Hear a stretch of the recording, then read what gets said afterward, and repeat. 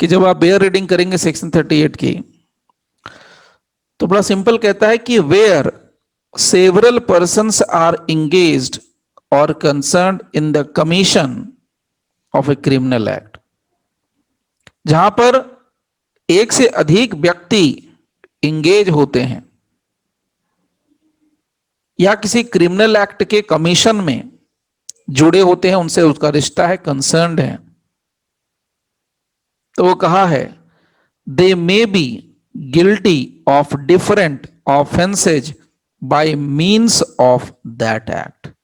ये मीन्स क्या होता है, what is the means of that act, यानी सीधा सा कॉन्सेप्ट एक लाइन में अगर समझने के लिए हम लोग बोलें तो कहा है कि जहां पर एक से अधिक व्यक्ति मिल करके अपराध करते हैं, मिलजुल करके ऑफेंस करते हैं, तो ये पॉसिबल है कि जिसने जितना रोल अदा किया होगा उस अपराध को पूरा करने के लिए, अल्टीमेट गोल को अचीव करने में जिसने जितना रोल अदा किया होगा उसको उतने ही रोल से, उसको उतने ही रोल के लिए दंड मिलेगा, उसको उतने ही रोल के लिए सेंटेंस यानी सजा मिलेगी, उतना ही अपराध उसने किया होगा। अब यहां पर छोटी छोटी दो बातें निकलती हैं। पहली बात तो ये, पहला क्वेश्चन ये निकलता है, इसमें लाइन लिखी गई है where several persons are engaged और concerned in the commission of a criminal act. तो क्या ये सेवरल पर्सन्स यानी इंडिविजुअल पर्सन्स जो इंगेज्ड हैं, ये जो सेवरल पर्सन्स कंसर्न्ड हैं in the commission of a criminal act, क्या एट द सेम टाइम है कि आगे पीछे हैं, क्या ये ड्यूरेशन में है, ये बात यहां से पता डायरेक्टली नहीं चलती है। And the second question here is that they may be guilty of different offences bye means of that act. So what is the meaning of means? Means शब्द का मतलब क्या होता है? यार मर्डर तो मर्डर है, तो मीन्स क्या होगा?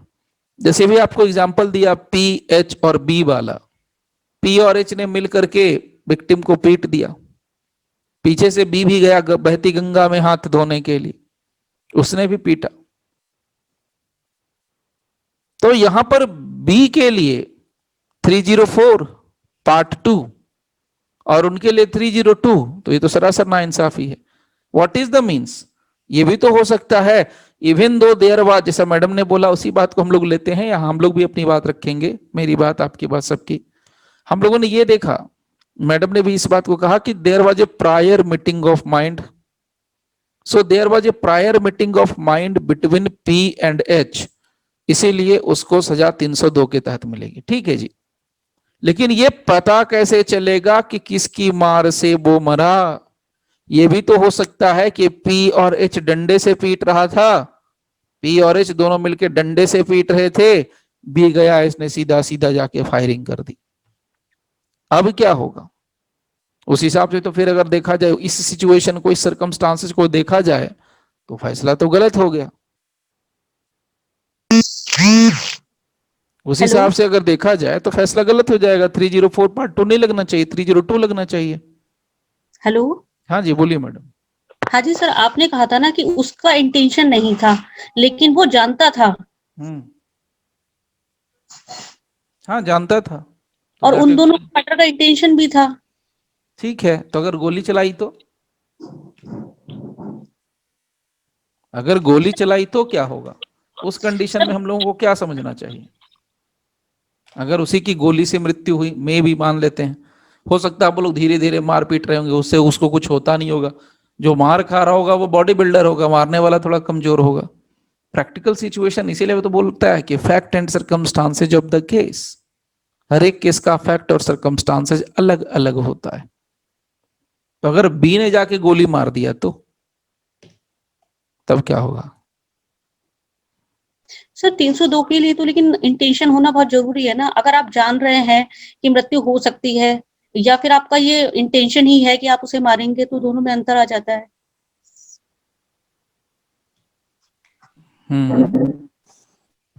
ठीक है, बिल्कुल ठीक है। देखिए मेरा जो क्वेश्चन था या जो मैंने पॉइंट रखा था बिल्कुल सही, आपका भी आंसर सही है, कोई डाउट नहीं है उसमें। जो मैंने बात कही थी उसमें मैंने बहुत क्रिस्टल क्लियर कहा था कि बी जो है इंटेंशनली उस ग्रुप को ज्वाइन करता है जहां पी और एच पहले से मार पिटाई कर रहे हैं, और विथ नॉलेज ज्वाइन करता है। और नॉलेज ये है कि that the assault on the victim, मैंने वहां असॉल्ट शब्द कहा था, that the assault on the victim was likely to result in his death. तो असॉल्ट कहा, एविडेंस ऑन रिकॉर्ड ये है कि उसने असॉल्ट किया है, फायरिंग नहीं करी है। फायरिंग करेगा तब तो उसको प्रिंसिपल अक्यूज्ड बना लिया जाएगा, क्योंकि मैंने कल बोला था, अगर आपको ध्यान होगा, तब 38 का सीन नहीं बनेगा, तब 38 का सीन नहीं बनेगा, क्योंकि उसमें कल मैंने बोला था कि कौजा कॉजन्स बोला था मैंने, तब कहा था आपसे कि मृत्यु के निकटतम सबसे नजदीकी कारण को देखते हैं कि किसकी वजह से मृत्यु कारित हुई, किसकी वजह से मौत हुआ, या कुछ भी ऑफेंस कमिट हुआ तो किसकी वजह से हुआ। जो निकटतम रीजन होता है, जो नियर बाई रीजन होता है, उसको पकड़ते हैं। तो अगर मान लेते हैं यहां पर कि बी आता और गोली चला देता, ये पूरे फैक्ट को हम लोग हटा दें थोड़ी देर के लिए, जस्ट एक प्रिजम्पशन लेते हैं कि ठीक है पी और एच तो मार पिटाई कर रहे थे, लेकिन बी आया, बोले हट इतना मार पिटाई से कुछ नहीं होता, मेरा भी इससे बदला लेने का है। ठीक है, there was a prior meeting of mind between P and H, P और एच के बीच में there was a prior meeting of mind. वो डंडे से पीट भी रहे हैं, लेकिन वो मार खा रहा है, लेकिन बोल्ड है, कुछ होता नहीं है उसको। बी को बर्दाश्त नहीं हुआ, इसने निकाली अपनी लाइसेंसी रिवॉल्वर, धनाधन 3-4 गोलियां उतार दी उसके खोपड़ी में। अब क्या हो जाएगा? अगर बी जाके डायरेक्टली शूट कर देता है, देन व्हाट इज हैपनिंग? अब उल्टा हो जाएगा कहानी। हाँ जी बोलिए। Yes sir. क्या हो जाएगा? आप लोग कुछ बोल रहे थे, बोलिए। मैं चुप हुआ तो आप लोग भी चुप हो गए, बोलिए। तब क्या हो जाएगा? What will happen then? तो सर डेथ कॉज मर्डर हो जाएगा सर। क्या हो जाएगा? डेथ? मर्डर जी सर। क्या डेथ? डेथ तो हो ही रहा है सर, डेथ तो है ही, मृत्यु तो है ही। तो सर उसको भी सर 24 में ला सकते हैं। 24 में? Sorry sir 34, sorry sorry. तो उसको 34 में क्यों लाएंगे? नहीं, उसको 34 में नहीं लाएंगे, उसको 38 में ही रखेंगे। 38 में क्यों रखेंगे? सर मैं बता रहा हूँ 24 में, क्योंकि सर आपने बताया था कमेंट टेंशन जो है at the spore of movement भी मतलब डेवलप किया जा मतलब हो सकता है। तो उस कंडीशन, क्योंकि फैक्ट्स और सर्कमस्टांसेस को देखना पड़ेगा सर, बिना फैक्ट्स एंड सर्कमस्टांसेस को देखे बिना तो तो इसको आपको तो जो किया जा प्री सकता में है। लेकिन क्वेश्चन दिया जाएगा उतना ही आपके पास फैक्ट है, उतना ही सर्कमस्टांसेज है। प्री में तो आपको एक पैराग्राफ में जो दे देगा वही फैक्ट है, वही सर्कमस्टांसेज है। अब आप उसके लिए थोड़े आपको केस लॉ निकाल के दे देगा, लो भाई एफआईआर की कॉपी लो, अब रिसर्च करके बताओ। पीटी में तो यही होता है, जी मेंस में भी यही होगा। आपको कोई केस तो मिलने वाला नहीं है कि हाँ भाई लीजिए जज साहब इसको डिसाइड करके बताइए, वो मिलेगा लिखने के लिए। सर थर्ड पर्सन पर भी 302 लगेगा। थर्ड पर्सन पर भी 302 लगेगा और उस पर भी 302 लगेगा। सर उसमें इमीडिएट कॉज देखेंगे, फिर इमीडिएट कॉज जो है, जो बी की इंजरी जो है, गन शॉट फायर इंजरी जो है, उसकी वजह से फिर डेथ हुई है, तो इस पे 302 लगा सकते हैं फिर। ठीक है, उस पर तो 302 लगाएंगे, जो दो पीट रहा था पी और एच, उस पर क्या लगाएंगे? सर इमीडिएट कॉज तो फिर उस पे हो जाएगा ना, बी पर हो जाएगा फिर। तो उसको क्या सजा देंगे आप लोग? बी पर तो सर 300 तो लगना चाहिए। नहीं, पी और एच पर क्या सजा? वो तो सबको पता है कि उस पे लगेगा, लेकिन पी और एच पे क्या सजा? यस सर, पीएच को 34 विथ जो अगर ग्रीवियस हर्ट या जितना वो लोग हर्ट करेंगे उतने उतना हो उतने ही जाएगा। उनको हाँ। मर्डर का चार्ज ओनली 34 क्यों लगाएंगे आप उस पे? दोनों का प्री प्लानिंग है ना, भले ही डंडे से पीट रहे थे, थोड़ा ही मार रहे थे, क्यों, तो लेकिन मीटिंग 37 ऑफ नहीं लग माइंड। जाएगा? उसमें भी तो प्री प्लानिंग होती है। There was also a prior intention, meeting तो होता ही है 37 में। दिक्कत क्या है? ये थोड़ा ऑडियो देखिए, किसी का फट फट आवाज कर रहा है। 37 में भी तो प्रायर मीटिंग होता है, तो 37 में क्या हो जाएगा? क्या बुराई है 37 में? कॉमन इंटेंशन तो 37 में नहीं होता है ना, और कंकरेंटली ज्वाइंटली किसने एक कह साथ दिया वर्क कि करने से। कॉमन इंटेंशन नहीं होता है? कॉमन इंटेंशन ये क्या है? ए और B agree to murder Z, ये क्या है? सर एक ही साथ में वो लोग ये एक्ट क्या करते है? हैं ना। A and B agree to murder Z, what is this? यही सर एक्सप्लेनेशन तो ज्वाइंटली सीखना सर है। वर्क, सर ज्वाइंटली वर्क वो लोग नहीं करते हैं, ये सेपरेटली करते हैं। ठीक है, सेपरेटली करते हैं। जी यहाँ पर देख सकते सर, पिट रहा है उसको लाठी डंडे से, गोली से एक साथ कर रहा है। तो मतलब कि सेपरेट। पार्ट में आता आधे घंटे के बाद आके गोली मार देता तो आप 37 में लेके चले जाते। यू वांट टू से लाइक दिस? यही बारीकी सीखना है आप लोग को, इसीलिए बोलता हूँ ध्यान देना, ठीक है? अभी आएगा, डोंट वरी, अभी आएगा। तो पीछे वाला रिवीजन करके रखना, 34, 35, 36। तो सेक्शन नहीं पढ़ना, बार बार मैं कहता हूँ सेक्शन नहीं पढ़ना। सेक्शन के अंदर जो मटेरियल है, जो कंटेंट है, उसको अपने दिमाग में डालना है। इस सिचुएशन में ये होगा और ये होगा तो सेक्शन ये लगेगा। ये नहीं बोलना है कि सेक्शन 34 ये कहता है। ये सिचुएशन अगर आता है तो इस सिचुएशन में प्रॉब्लम ये है तो सॉल्यूशन ये होगा, और ये सॉल्यूशन सेक्शन नंबर 34 में है, ये सॉल्यूशन सेक्शन नंबर 35 में है, ये सॉल्यूशन सेक्शन नंबर 36 में है। लाइकवाइज वही देखना है, क्योंकि अभी आप में से किसी ने कहा कि कॉमन इंटेंशन नहीं है। ठीक है भाई, कॉमन इंटेंशन है तो ये ए एंड बी अग्री किस लिए होते हैं? अग्री करते हैं। उसमें कल बताया था, मैंने डिटेल में बताया था, शायद वो भूल रहे हैं आप लोग। कल बताया था जब अंतिम में बताया था 37 और 34 का डिफरेंस, तब शेयर किया था। वहां कहा था कि उसके बिना भी इंटेंशनली कोऑपरेशन, कॉमन इंटेंशन है या इंटेंशनली कोऑपरेशन करते हैं वहां पर। हाँ, मैंने ये कहा था कल आपको, उसके बिना भी गुजारा चल सकता था। यहाँ भी वही है कि अगर बी गोली नहीं भी मारता तो वो दोनों पीट पीट के मार सकते थे, मार देते थे। ये आके इंटेंसिटी बढ़ा देता है, ये तुरंत मार देता है। जो पीटते रहते, अगर आधा घंटा उसको पीटते, उसको आधा घंटा पीटना पड़ता, उसको चोट पहुंचाना पड़ता, या उतना मेहनत करना पड़ता, ये 3-4 गोली मार के निकल लिया। 3-4 गोली आया, मार के निकल लिया। तो 37 में इंटेंशन कॉमन इंटेंशन है कि कोऑपरेशन है? एक दूसरे को कोऑपरेट करता है, तो साथ में कोऑपरेट करता है कि आगे पीछे कोऑपरेट करता है? क्या साथ में अगर कोऑपरेट कर दिया, अगर साथ में कोऑपरेट कर दिया तो 37 लगाएंगे कि 38 लगाएंगे? डोंट वरी, अभी आएगा तो थोड़ा पढ़ के फिर डिसीजन लेंगे तो ज्यादा बेटर रहेगा, नहीं तो कंफ्यूज करेंगे। तो अभी मैं आपको, जब ये है ना 38 तक लास्ट होता है, 38 तक लास्ट होता है, तो 34 से 38 जो है ना, आपको एक बार रिवीजन जरूर करना चाहिए। ईमानदारी से बता रहा हूं, सेक्शन नहीं पढ़ के करना, ठीक है? यहां सब ज्वाइंट लायबिलिटी रहता है। देखिए 38 में क्या कहा है। अब यहां पर आपको इलस्ट्रेशन बहुत इजी लगेगा, देख के लगता है कितना इजी है, और ऑब्वियसली इजी भी है, लेकिन जब प्रॉब्लम आएगा तब दिक्कत होती है। 38 देखिए कहता है, उसका इलस्ट्रेशन कहता है, ए अटैक्स जेड, ए ने जेड पर अटैक किया, under such circumstances of grave provocation. देखिए अगर ग्रेव प्रोवोकेशन नहीं रहता तो कुछ और बात होती। देखिए ग्रेव प्रोवोकेशन है, इसका मतलब जनरल एक्सेप्शन के अंदर कहीं ना कहीं कुछ ना कुछ लेगा बेनिफिट ये। So A attacks Z under such circumstances of grave provocation, यानी ग्रेव प्रोवोकेशन किसको आया? ए को आता है, और उस ग्रेव प्रोवोकेशन में किस पर अटैक करता है? जेड पर अटैक करता है।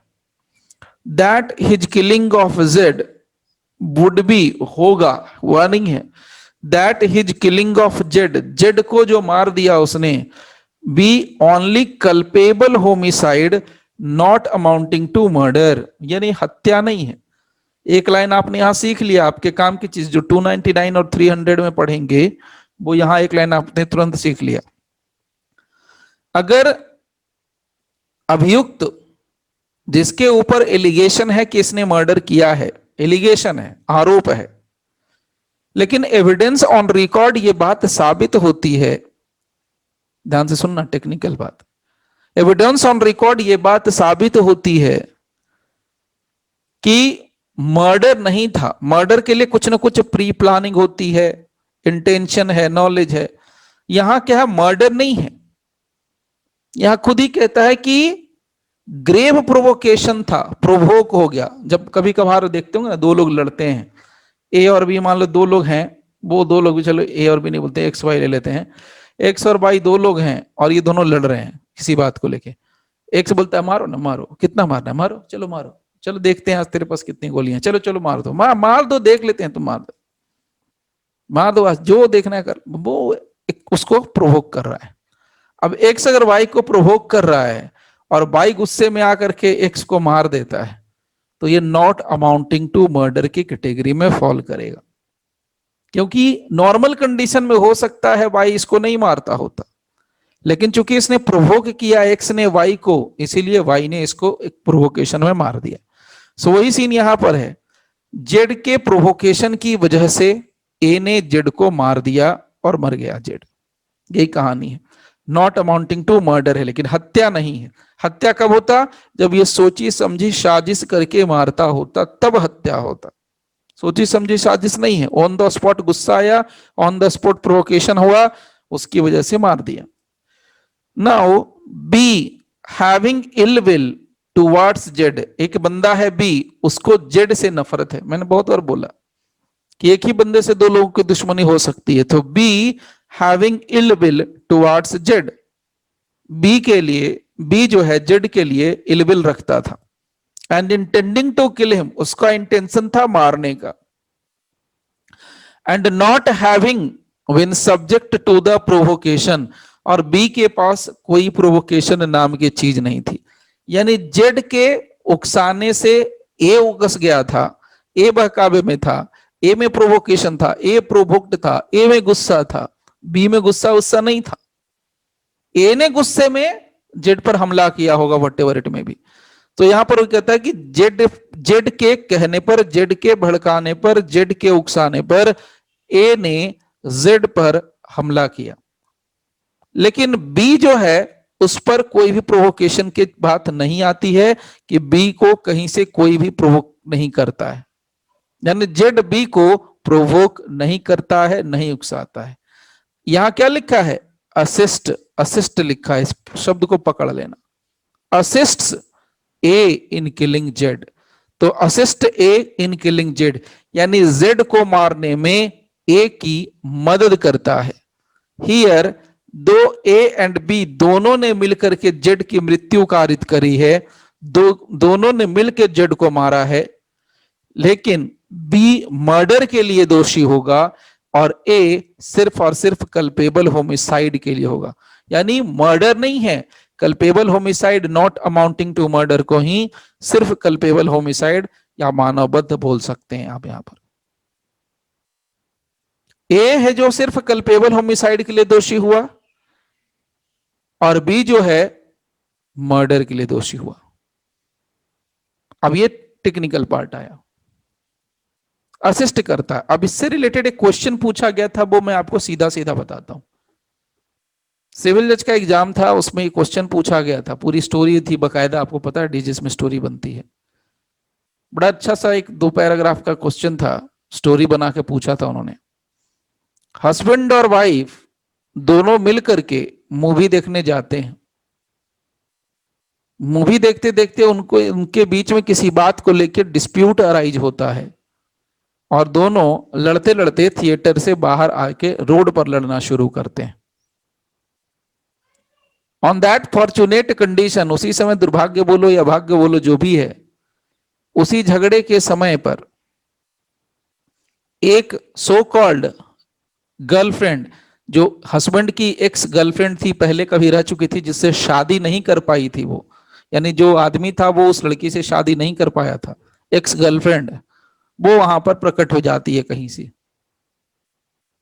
उसने देखा कि भाई इन दोनों के बीच में बहुत गर्मा गर्म बहस हो रही है, अच्छी खासी सीन बन रहा है, अच्छा खासा सीन बन रहा है, दोनों में बड़ा तू मैं हो रहा है। उसने क्या किया, उस x so called ex girlfriend ने एक पत्थर उठा करके उसको दे दिया, बोले आज इसको फुल एंड फाइनल कर ही दो, क्या रोज रोज की किटकिट है, भाई शादी की है, वाइफ है, तो आज किटकिट होगा, अभी से जाओगे घर, रात में किटकिट होगा, फिर कल सुबह किटकिट होगा, तो कितने साल तुम किटकिट झेलोगे, सो किलर कर दो, फाइनल कर दो, फुल एंड फाइनल डिसीजन दे दो। सो उसने वो पत्थर लिया, जितनी ताकत थी उतनी ताकत से उसने उस महिला के, अपनी वाइफ के सर पे जोर से मार डाला। नतीजा क्या हुआ होगा पता चल गया होगा आपको, she died on the spot. Now she died on the spot, अब सवाल निकला कि अब मारने वाला, पत्थर मारने वाला तो हस्बैंड था, लेकिन सजा 302 के अंदर मिलता है किसको? गर्लफ्रेंड को। और कल्पेबल होमिसाइड इन 304 के अंदर सजा मिलता है, 304 के अंदर सजा मिलता है हस्बैंड को। ऐसा क्यों होता है? देखिए, ये तो बड़ी क्रिस्टल क्लियर बात है कि ऐसा इसीलिए होता है। टेक्निकल बातें हैं, ध्यान से धीरे धीरे बोल रहा हूं, समझ के लेना। ऐसा क्यों होता है? अपराध हुआ मर्डर का, एक लड़की की मृत्यु कारित हुई, एक लड़की मर गई, एक महिला मर गई, तो मर्डर हुआ। दुनिया के नजरों में हस्बैंड ने वाइफ का मर्डर कर दिया और उसमें उसकी सो कॉल्ड एक्स गर्लफ्रेंड ने उसको असिस्ट भी कर दिया, लेकिन उसकी वाइफ को 302 के लिए पनिशमेंट मिला और हस्बैंड को 304 के लिए पनिशमेंट मिला। यहां तक भी ठीक है, लेकिन ऐसा होता है क्यों? इसका रीजन ये है, जो हम लोग कहते हैं कि एक के पास इंटेंशन था और दूसरे के पास इंटेंशन नहीं था। यानी एक्स गर्लफ्रेंड जो है उसको कहीं से भी, दूर दूर से भी उसको अच्छी नहीं लगती थी उसकी वाइफ, इसलिए उसने भी सोचा बहती गंगा में हाथ धो ले, उसने भी उसको मारने के लिए दे दिया पत्थर उठा के। तो उसने मारने के लिए उसको पत्थर दे दिया उठा करके, तो उसका इंटेंशन था कि उसकी पत्नी की मृत्यु हो जाए। तो शायद मोटिव ये रहा होगा कि मैं इसके मरने के बाद दोबारा इसे शादी कर लूंगी, मे बी यही मोटिव रहा होगा। और जो हस्बैंड था वो तो गृह प्रोवोकेशन में था, तो प्रोवोकेशन में उसने उसको मार दिया। तो एक के पास इंटेंशन था, दूसरे के पास इंटेंशन नहीं था, दूसरे के पास सिर्फ नॉलेज था कि हाँ अगर ऐसे मार दिया तो शायद इसकी मृत्यु हो सकती है, देयर इज अ प्रोबेबिलिटी, या जिस स्टेमिना से, जिस ताकत से मार रहा है तो शायद उसकी वाइफ की मृत्यु हो सकती है। ये सिचुएशन है।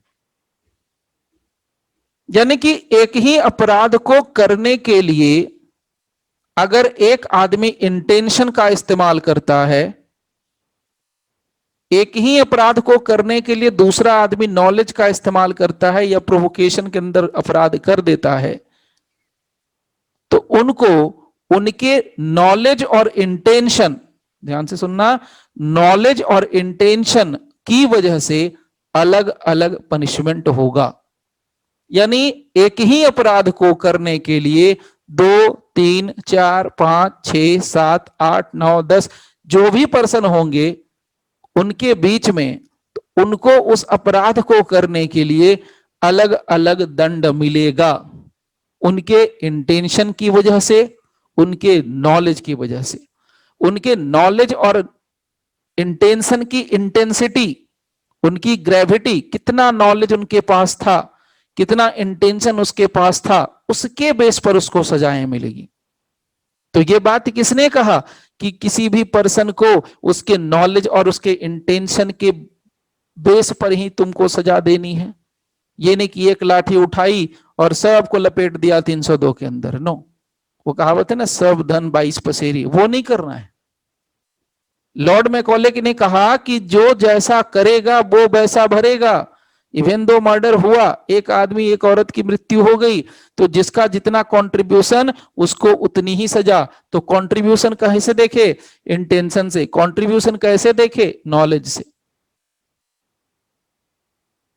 तो यही बात कौन कहता है? यही बात सेक्शन 38 कहता है। यानी सेक्शन 38 के अंदर यह बात लिख के दी गई है मैकॉले की तरफ से, आईपीसी की तरफ से, लेजिस्लेचर की तरफ से, कि अगर 2 या 3 लोग मिलकर के या 4 लोग मिलकर के अपराध करते हैं,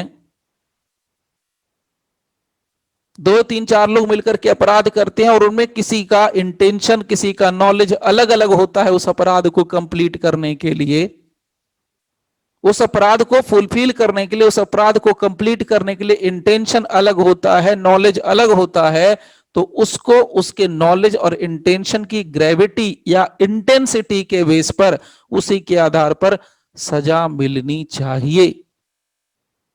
ये बात कौन कहता है? सेक्शन 38 कहता है। और यही बात इलस्ट्रेशन के अंदर उसने लिख दी है। इलस्ट्रेशन में बड़ा क्रिस्टल क्लियर कहा कि ए ने जेड के ऊपर अटैक किया प्रोवोकेशन में, और बी ने पीछे से आके उसको असिस्ट कर दिया। तो उस प्रोवोकेशन में जो अटैक किया और इधर से जो असिस्ट कर दिया, इसकी वजह से ए ने जेड को मार दिया। असली में मारने वाला कौन? ए। किसको मारा? जेड को।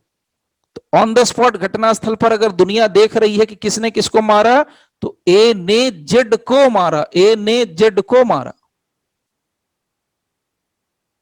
ए के पास नॉलेज था कि मैं मारूंगा तो मर जाएगा, लेकिन वो प्रोवोकेशन में था, ही वॉज प्रोवोक्ड, और बी वॉज नॉट प्रोवोक्ड। उसके साथ प्रोवोकेशन नहीं था। छोटी छोटी बातें मायने रखेंगी, उसके साथ प्रोवोकेशन नहीं था, उसके साथ इंटेंशन था। तो बी को उसके इंटेंशन की वजह से, इंटेंशन टू किल, उसके इंटेंशन की वजह से उसको मर्डर के लिए दोषी किया गया, कन्विक्ट किया गया। और ए को उसके सडन एंड ग्रेव प्रोवोकेशन की वजह से कल्पेबल होमिसाइड के लिए बुक किया गया। तो बुक किया गया, तो ये बात किसने कही? ये बात सेक्शन 28 कहता है कि एक अपराध तो एक ही हुआ, लेकिन दोनों को अलग अलग सजा दी जा सकती है। अब इसमें एक टर्म आता है जो मैंने आपसे अभी थोड़ी देर पहले कहा था, means. What is the meaning of the term means?